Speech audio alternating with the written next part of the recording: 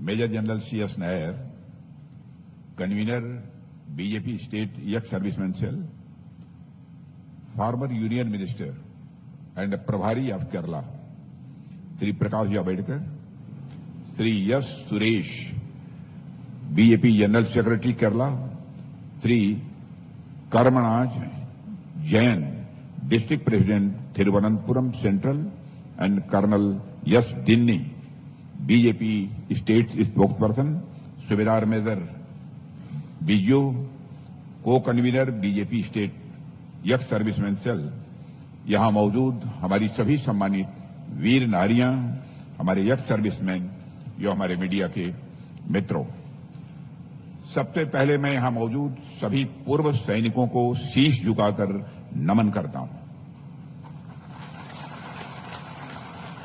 और मैं आप सभी को सैल्यूट करता हूं, क्योंकि आपने इस देश के रक्षा के लिए अपने जीवन का बहुत बड़ा एक हिस्सा राष्ट्र सेवा में लगाया है। इसलिए मैं आपको सैल्यूट करता हूं। भले ही हमारे देश के एक्स सर्विसमैन रिटायर हो जाते हैं, मगर उनके भीतर का सैनिक कभी रिटायर नहीं होता है, क्योंकि once a soldier always a soldier. Friends, वैसे तो हमारा केवल भारत के सबसे सुरक्षित स्टेट में से यह केरलम एक है, मगर यहां के लोगों के अंदर नेशनल सिक्योरिटी का भाव इतना अधिक है कि केरलम के लोग सिर्फ नेवी ही नहीं बल्कि आर्मी और एयरफोर्स में भी बड़ी संख्या में देखने को मिलते हैं। देश के लिए अपने प्राणों की आहुत देने वालों की लिस्ट मैं मानता हूं कि काफी लंबी है। कौन भूल सकता है मेजर संदीप उन्नीकृष्णन, अशोक चक्र पुरस्कार विजेता की सुप्रीम सैक्रिफाइस को, जब मुंबई टेरर अटैक के दौरान उन्होंने आतंकवादियों से लड़ते हुए अपनी जान गंवाई थी। साथियों, यह देश का दुर्भाग्य था कि उस समय की कांग्रेस सरकार ने मेजर संदीप उन्नीथन के बलिदान का जो उचित सम्मान होना चाहिए था, वह उचित सम्मान नहीं किया।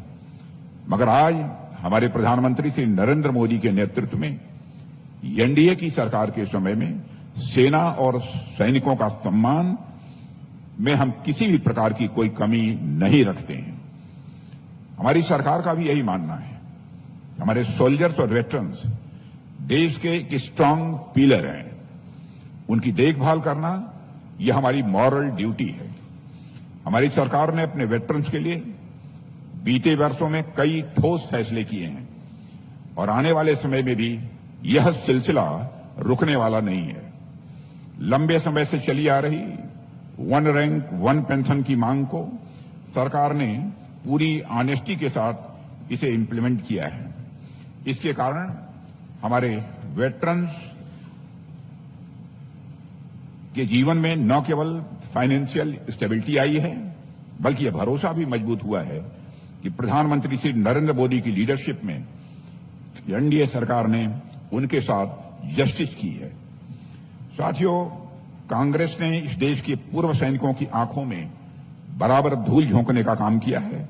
यह कांग्रेस ही है जो 4 डिकेड्स तक वन रैंक वन पेंशन के नाम पर हमारे पूर्व सैनिकों से एक प्रकार से विश्वासघात करती रही है। बजट एलोकेशन सिर्फ 500 करोड़ रुपये रखकर बराबर कांग्रेस कहा करती थी वो वन रैंक वन पेंशन इसे लागू करेंगे, जबकि इसके लिए हजारों करोड़ रुपए चाहिए थे। हमने 2013 में लोकसभा इलेक्शन से पहले ही कहा था कि सरकार बनने पर वन रैंक वन पेंशन को लागू करेंगे, और भाजपा सरकार ने न सिर्फ वन रैंक वन पेंशन को लागू किया, बल्कि पूर्व सैनिकों को एरियर भी दिया। यानी जो हम कहते हैं वह करके दिखाते हैं। हमारे वर्ड्स और हमारे डीड्स में कभी अंतर नहीं होता है। और अपने वेटरन्स के अलावा हम उन सैनिकों को भी उचित सम्मान कर रहे हैं जिन्होंने राष्ट्र के लिए सुप्रीम सैक्रिफाइस दी है। और इसी भावना से हमने नेशनल वार मेमोरियल जैसे स्थान बनवाए जो हर नागरिक को यह याद दिलाते हैं कि आज हम जिस शांति और आजादी में जी रहे हैं उसके पीछे कितने बलिदान छिपे हुए हैं। आप कल्पना कर सकते हैं कि आजादी के इतने सालों तक देश में राज करने के बावजूद कांग्रेस गवर्नमेंट एक वार मेमोरियल तक नहीं बना पाई थी। आज हम देश के अलग अलग हिस्सों में भी वार मेमोरियल भी बना रहे हैं ताकि देश की फ्यूचर जनरेशन को इंस्पिरेशन मिल सके कि हमारे सैनिकों ने देश की रक्षा के लिए क्या सैक्रिफाइस की है, इसकी सही तरीके से उनको जानकारी भी हो सके। जब 1962 में वार हुई तो भारत के सैनिकों ने रिजांगला में एक करिश्मा किया था। 120 सैनिकों की एक यूनिट ने सामने आ रहे 1000 से अधिक दुश्मनों का डट कर मुकाबला किया और they fought till their last bullet and breath.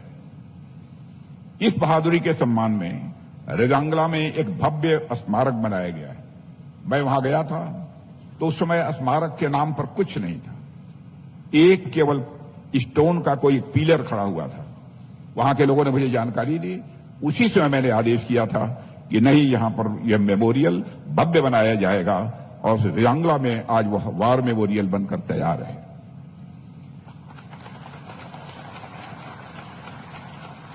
साथियों, इतना ही नहीं, गलवान में बलिदान देने वाले भारतीय सैनिकों को भी सम्मान में हमने एक बड़ा वार मेमोरियल बनवाया है। यह बताता है कि हमारे लिए सैनिकों का कितना बड़ा महत्व है, हमारे सैनिकों की हमारे लिए कितनी अहमियत है। जबकि उस पार गलवान कॉन्फ्लिक्ट में कितने लोग मारे गए उसका मेमोरियल तो दूर, उसको खुलकर एक्नॉलेज भी नहीं किया गया। और साथियों, सेना में रिटायर होने के बाद एक नया चैप्टर शुरू होता है और हमारी सरकार का यह प्रयास है कि यह चैप्टर डिग्निटी और सेल्फ कॉन्फिडेंस से भरा हुआ होना चाहिए। और इसी सोच के तहत वेटरन्स के रिहेबिलिटेशन और एम्प्लॉयमेंट पर खास ध्यान हमारी गवर्नमेंट दे रही है। उन्हें नए स्किल्स सिखाए जा रहे हैं ताकि वे रिटायरमेंट के बाद भी अपनी क्षमता का पूरी तरह से इस्तेमाल कर सकें। साथियों, पब्लिक इंटरप्राइजेज में उन्हें प्रायोरिटी दी जा रही है और प्राइवेट सेक्टर में भी उनके डिसिप्लिन, लीडरशिप और इंटीग्रिटी को पहचान मिल रही है।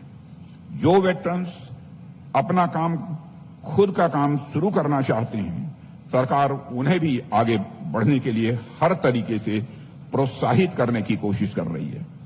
हाउसिंग स्कीम्स हो, लोन की फैसिलिटी हो या दूसरी वेलफेयर स्कीम्स हो, इन सबको वेटरन्स के अकॉर्डिंग भी एकोमोडेट करने की पूरी कोशिश हम लोगों की तरफ से की जा रही है। साथियों, जब हम भारत के गौरवशाली इतिहास पर ध्यान देते हैं तो हमें केरल से जुड़ी हुई कई सारी बातें देखने को मिलती हैं। लगभग 2500 वर्ष पहले से लेकर मिडिल ईस्ट तक भारत ग्लोबल ट्रेड का एक बहुत बड़ा हब रहा है। उस समय भारत नॉलेज, कॉमर्स और कल्चर तीनों ही क्षेत्रों में लीड रोल निभा रहा था।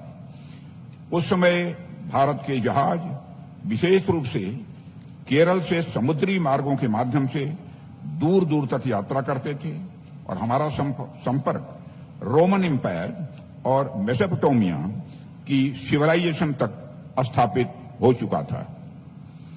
Sri Lanka, south east Asia, Cambodia और इंडोनेशिया तक भारतीय व्यापारियों और समुद्री यात्रियों की एक एक्टिव प्रेजेंस भी हमको देखने को मिलती थी। यह जो बाहरी दुनिया से संपर्क था वह भी केवल ट्रेड तक लिमिटेड नहीं था, बल्कि कल्चरल एक्सचेंज का भी यह एक बहुत ही सशक्त माध्यम था। भारत ने स्पाइसेस, टेक्सटाइल्स और हैंडीक्राफ्ट एक्सपोर्ट्स के लिए उनके एक्सपोर्ट्स किए गए, लेकिन इसके साथ साथ हमने फिलॉसफी, एस्ट्रोनॉमी, मैथमेटिक्स और कल्चरल आइडियाज भी विश्व के साथ एक्सचेंज किए हैं।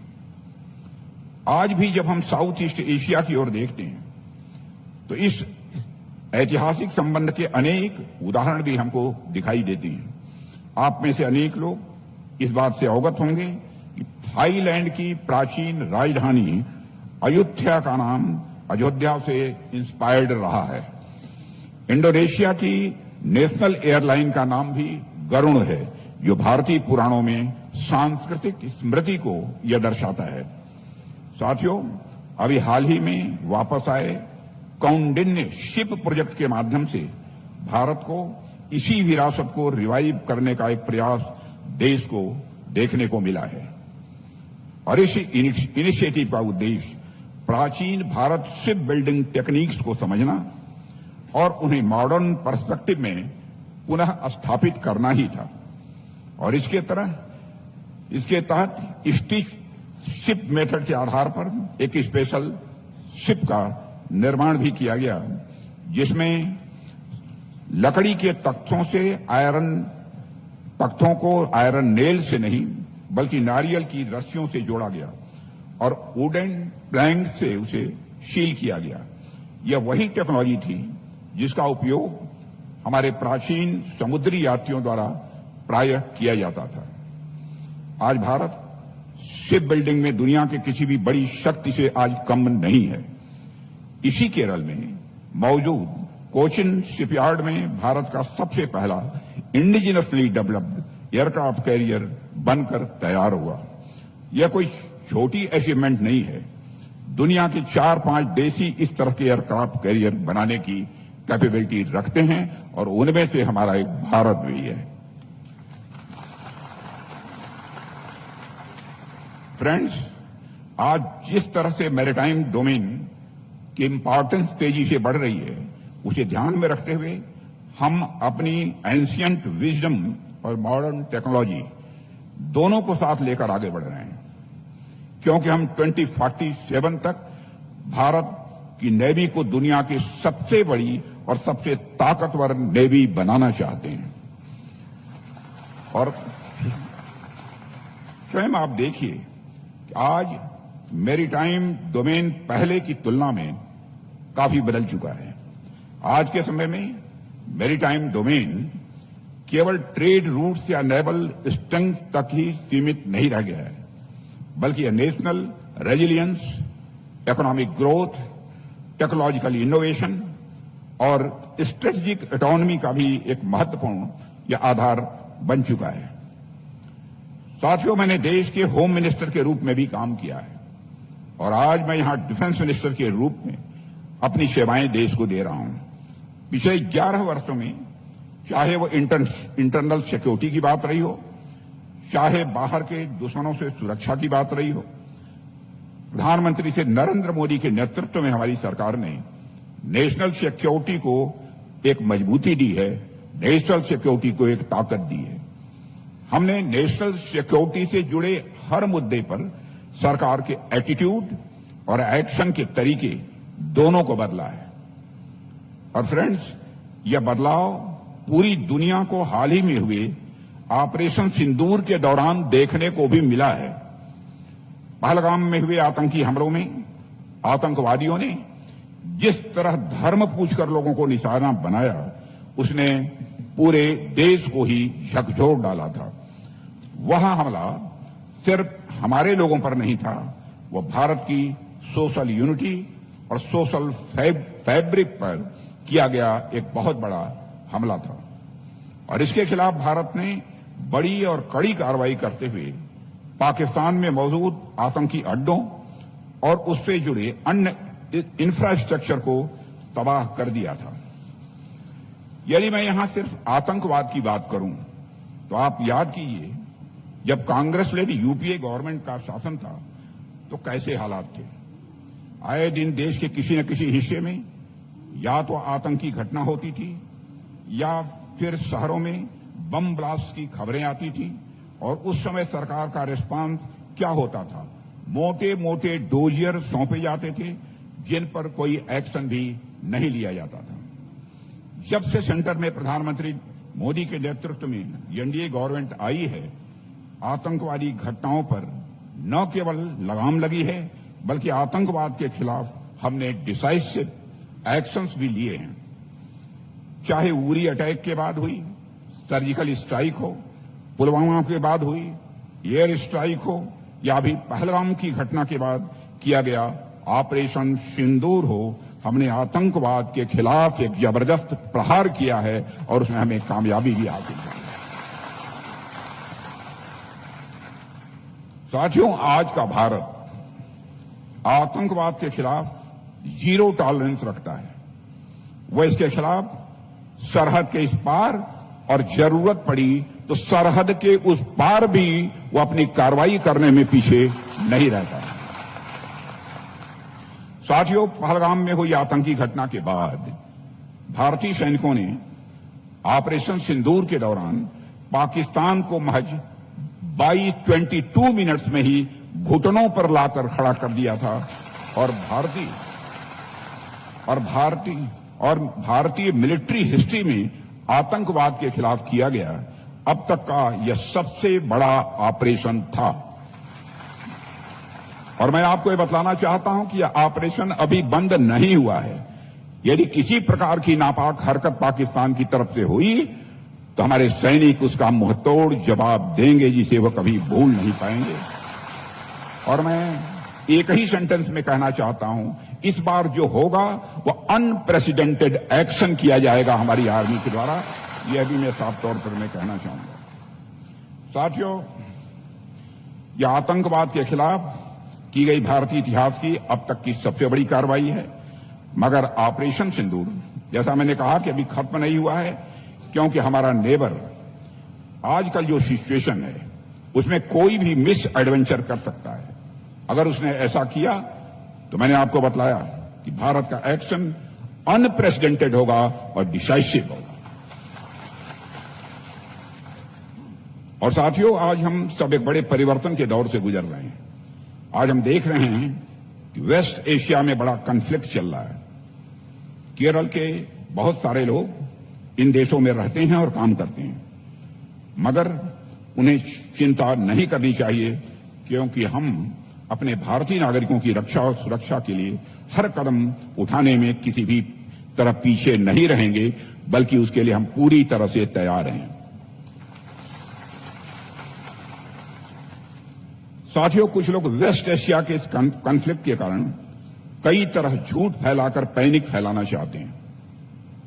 न तो देश में पेट्रोल डीजल की कमी है, न तो कुकिंग गैस सिलेंडर की कमी है, और भारत इस किसी भी एनर्जी क्राइसिस से निपटने के लिए पूरी तरह से तैयार है। हमारी नेवी स्ट्रेट ऑफ हार्मुज से भारतीय टैंकरों को सुरक्षित तरीके से निकाल रही है। हमारे प्रधानमंत्री मोदी जी बहुत ही कासस हैं इस मामले में, और मोदी जी रोज अपने डिप्लोमेटिक स्किल्स का प्रयोग करते हुए इंडियंस के इंटरेस्ट की वह रक्षा कर रहे हैं। जबकि अपोजिशन इस संकट के समय देश के साथ खड़े होने के बजाय पेटी पॉलिटिक्स करने का काम कर रहा है। आप सब लोग समझदार हैं और अच्छी तरह जानते हैं। साथियों, मैं बताना चाहूंगा कि आज वेस्ट एशिया में जिस तरह की परिस्थितियां हैं उससे आप सब कमोबेश परिचित हैं। और वेस्ट एशिया में जो कॉन्फ्लिक्ट चल रहा है वह कोई साधारण नहीं है, बहुत ही गंभीर है। हमारे केरल के काफी लोग वेस्ट एशियन कंट्रीज में रहते हैं, लेकिन हमारी सरकार ने हालात पर पूरी तरह से अपनी पैनी नजर बनाकर रखी है। And we are closely monitoring the situation, and we are prepared to face any situation. साथियों, प्रधानमंत्री श्री नरेंद्र मोदी सीसीएस की बैठकों के माध्यम से लगातार सरकार को एक्शन प्लान बनाने के लिए जो आवश्यक डायरेक्शंस हो सकते हैं, आवश्यक डायरेक्शंस वह दे रहे हैं। उन्होंने मेरी चेयरमैनशिप में भी वेस्ट एशिया की सिचुएशन को लेकर एक एम्पावर्ड ग्रुप ऑफ मिनिस्टर भी बनाया है। उसकी भी एक बैठक हो चुकी है और यहां से जाने के बाद हमारी वह दूसरी बैठक भी दिल्ली में होने वाली है। साथियों, हमारी सरकार हर परिस्थिति में निपटने में सक्षम है, और मैं आपको आश्वस्त करना चाहता हूं, हर तरीके से हमारी सरकार तैयार भी है। यह समय पूरे देश को एकजुट होने का समय है, और संकट के समय में भाजपा ने बराबर देश का साथ दिया है। इसके पहले की हिस्ट्री भी उठाकर कोई देख सकता है।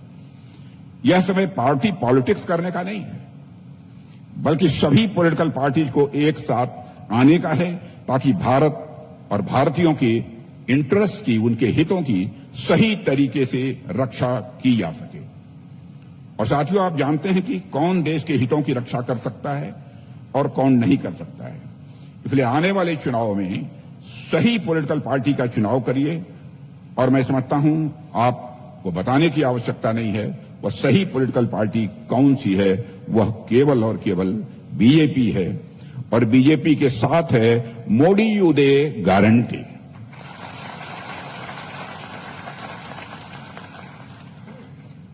क्योंकि उनकी लीडरशिप 24 कैरेट गोल्ड की तरह है, जो कि हर तरीके से ट्राइड है और टेस्टेड भी है।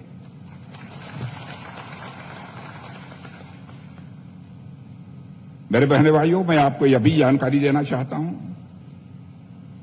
कि डिफेंस के मामले में भारत कैसे तेजी के साथ सेल्फ रिलायंट होता जा रहा है। आज भारत जो कभी केवल वेपन्स के लिए दूसरे देशों पर निर्भर रहता था, इंपोर्ट के मामले में जाना जाता था, अब एक्सपोर्ट्स के मामले में भारत तेजी के साथ आगे बढ़ रहा है। मैं आपको यहां पर आंकड़े देना चाहता हूं। 2014 में भारत का डिफेंस एक्सपोर्ट लगभग 600 करोड़ था, वह आज बढ़कर 38,500 करोड़ तक पहुंच गया। मैं आज की रिपोर्ट आपको बता रहा हूं, और अभी जो लास्ट डाटा आया है उसमें पिछले साल के कंपैरिजन में 25-26 में भारत के डिफेंस एक्सपोर्ट में 62.66% का रिकॉर्ड जंप हुआ है। डिफेंस प्रोडक्शन के मामले में हम 1.50 लाख करोड़ का माइलस्टोन पहले ही क्रॉस कर चुके हैं, और हमारा लक्ष्य है, जो मैंने लक्ष्य निर्धारित किया है डिफेंस मिनिस्ट्री के लिए, कि हम 2029 समाप्त होते होते हमारा यह टारगेट 3 लाख करोड़ का है, और यह पूरा होकर रहेगा। मैं आप सबको आश्वस्त करना चाहता हूं। इसलिए इस समय कुछ ज्यादा न कहते हुए आप सब यहां पर मौजूद हुए, मैं आप सबके प्रति धन्यवाद व्यक्त करता हूं, और आपका यह डिफेंस मिनिस्टर हर समय जब भी आपको आवश्यकता महसूस हो, अपने सारे यक्स सर्विसमैन की सेवा के लिए सदैव हाजिर है और सदैव हाजिर रहेगा। यह आश्वस्त करते हुए मैं अपना निवेदन समाप्त करता हूं।